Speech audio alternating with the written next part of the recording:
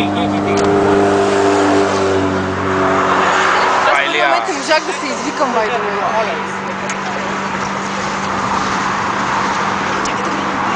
Jump around. Готови да умрем.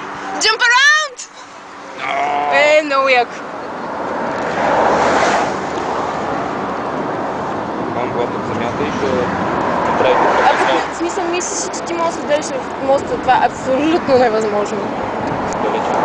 Супер далеч си. Ама него никакво не е така как мен. Той е свиня, той е 100 кила. Аз мисля, че мен много ме подкачаше. И мен подми там. Мен Мен въртя. Аз ей тук точно погледнах отдолу, викам, какво съм просто. Сега като хване от първия път ще е най-големия.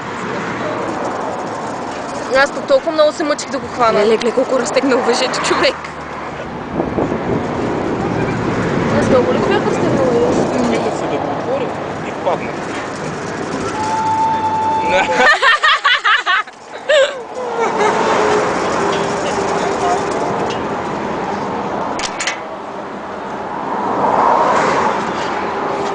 Тебе убиваше ли като раменете? Не. И мен не ми убиваше, твоето беше гадно. Мене Давай. Браво. Честно. Доста дълги ръце. Как му го... Аз пък така ми мина през пръстите, така го правих. Точно.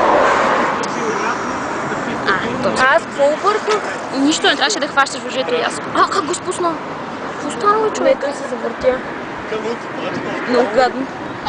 Ако искате вие тръгвате и той веднага като го освободи директно да го хваща. Ще тръгнем всички, бе. Малко спринт с пунч. Да.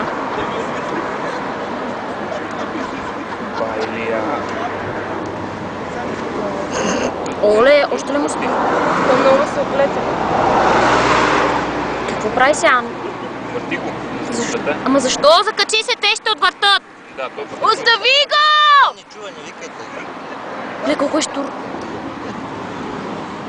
Че сега ще го изпусне. Хвана го. Не, той иска да го отвърти. Айде, бе!